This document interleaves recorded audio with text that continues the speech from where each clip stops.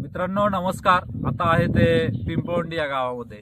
आपल्या सर्वांना माहिती आहे की जुन्नर तालुका असेल, आंबेगाव तालुका असेल, त्याचप्रमाणे शिरूर तालुका असेल आणि अहिल्यानगर जिल्हा असेल, नाशिक जिल्हा असेल, या परिसरामध्ये सध्या सगळीकडे बिबट्याची दहशत सुरू आहे.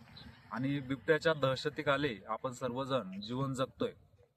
दररोज तुम्ही बातम्या पाहत असाल, त्याचप्रमाणे इलेक्ट्रॉनिक मीडियावरती व्हिडिओज पाहत असाल, सोशल मीडियावरती व्हिडिओ बिबट्याचे पाहत असाल की बिबट्याने या ठिकाणी हल्ला केला आणि या हल्ल्यामध्ये काही पशुधनाचा मृत्यू झाला. त्याचप्रमाणे या हल्ल्यामध्ये लहान मुलांचा देखील मृत्यू झाल्याच्या घटना यापूर्वी झालेल्या आहेत.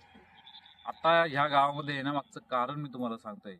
या पिंपळवंडीमध्ये सध्या या ठिकाणी काही लोक या ठिकाणी आलेले आहेत आणि त्यांनी त्यांचे पाल या ठिकाणी राहून ते राहत आहेत.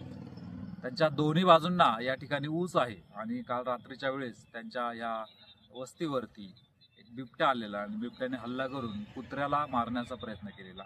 तर आपण त्यांना विचारूयात की त्यांच्या समस्या काय काय आहेत आणि शासनाकडून, वन विभागाकडून त्यांना काय अपेक्षित आहे हे त्यांच्याकडून जाणून घेऊयात. पहिल्यांदा त्यांचं मी तुम्हाला ते ज्या ठिकाणी राहत आहेत तर ते दाखवतोय, कारण की आपण सर्वजण आज वन विभागाकडे अगदी कंपाऊंडची मागणी करतोय. बंदिस्त घरामध्ये राहत असताना देखील आपण कंपाऊंडची वगैरे मागणी करत असतो, परंतु या लोकांचं राहणीमान जर तुम्ही पाहिलं, या ठिकाणी काही पाल उभारलेले आहेत आणि हे भटकंती करत त्यांचं जीवन जगत असतात. गावगावी त्यांचा हा तळ ठोकत ते मर्यायचा जो गाडा आहे तर तो गावगावी नेत असतात. आणि असं खडतर जीवन जगत असताना त्यांना आत्ता सध्या बिबट्याच्या भीतीखाली जीवन जगावं लागत आहे. तर त्यांच्या समस्याच आपण त्यांच्याकडून जाणून घेऊयात.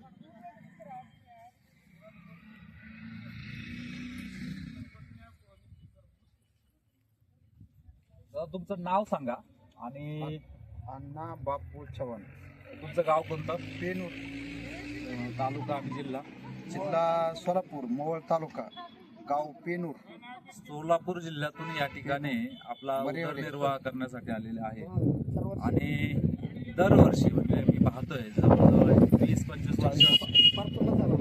40 ते 50 वर्ष झाले ते या गावामध्ये येतात किंवा आपल्या परिसरामध्ये भटकंती करतायत. कधी नव्हे तो सगळ्यात जास्त बिबट्याचा त्रास त्यांना. आता किती दिवस झाले तुम्हाला? कालच आलं ना, रात्रीच हे आलत. काल पहिली रात्र त्यांची या ठिकाणी होती आणि कालच पहिल्याच दिवशी त्यांच्या या वस्तीवरती किंवा या पालांवरती बिबट्याने हल्ला केलेला आहे. काय झालेलं काल?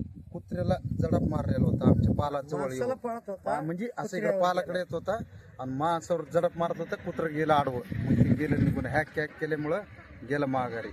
बिबट्या किती मोठा होता काय कळलं? बरंच एवढा मोठा होता ते बिबट्या. मग इकडे गेलं पळत. मग आम्ही हॅक केल्यामुळे ती गेलं ते माघारी. तुमच्याकडं कुत्री सुद्धा? कुत्र्यालाच उचलला होता ना ते. कुत्र्याला मग दुसरा कुत्र्याला सोडला त्याला. मग आम्ही हॅक केल्यामुळे गेलं माघारी ती.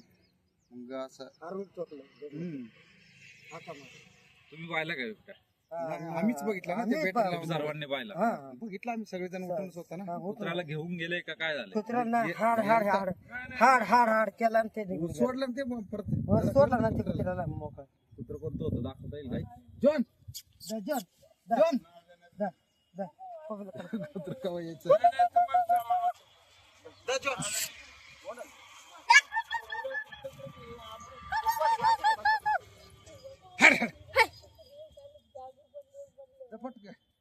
ठीक आहे. राहू द्या राहू द्या मावशी. हो राहू द्या नका आणू.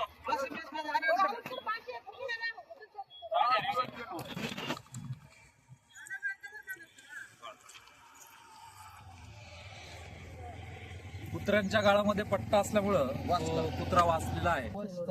अजून 6 महिन्याचा आहे ते बाळ. सगळी लहान मुलं या ठिकाणी आहेत. 4-5 जण आहेत.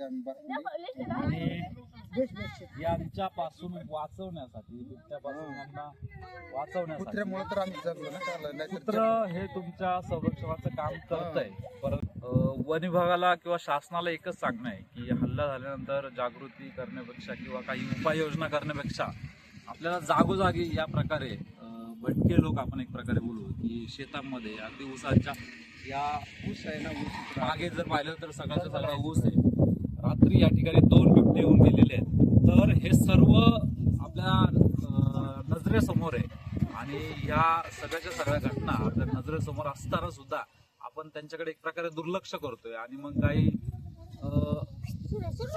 अनुचित प्रकार जर घडला तर मग आपण ती कारवाई करायला सुरुवात करतो. तर त्या सारख्या लोकांना त्यांच्या काय ज्या गरजा आहेत ज्या साध्या गरजा असतील आपण त्यांना विचारूयात की तुम्हाला नक्की काय अपेक्षित आहे. टॅन पाहिजे तसलं राहायला असं म्हणजे कुठं राहिलं तर बी टॅन तसलं चांगलं. त्यांचं म्हणणं असं आहे की त्यांना किमान टेंट जरी पुरवले वन विभागाच्या माध्यमातून किंवा काही आवाज करणाऱ्या बंदुका जरी पुरवल्या की ज्याच्यापासून बिबट्या जर त्यांना दिसला तर तो ते हाकलून लावू शकतायत.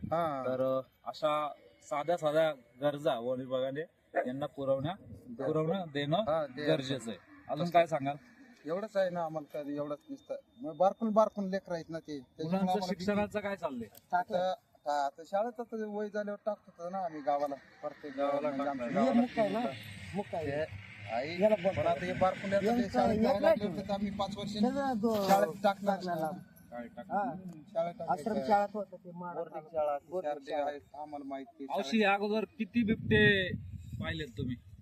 आम्हाला इथे एवढं एकच दिसलं बघ काल एकच आलेलो येऊन आम्ही काल. असं बघ. सोलापूरवरून काल आले तर नाही नाही हे आपलं बोरीवरती. चोरीला काय दिसलं का. बोरीला नाही दिसलं एवढा. नाही कुत्री एवढा. बुकत होता अशी. बुकत होता पण नाही दिसला. नाही दिसला इथंच दिसला. तिथं पाहिलं का? पहिलेच राहतं.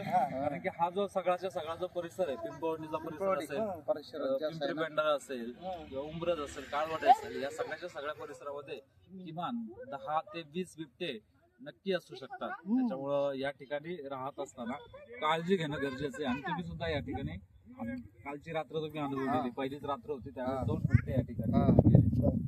नशिबाने तुमच्याकडे जी कुत्री होती त्याच्यामुळे तुम्ही वाचलेला. तुम्ही बी आलता म्हणलं आमच्या त्याच्यामुळे तुम्ही आता काळजी घेणं गरजेचं आहे. बारीक ते तसेच आहे. तिथून जायला निघून.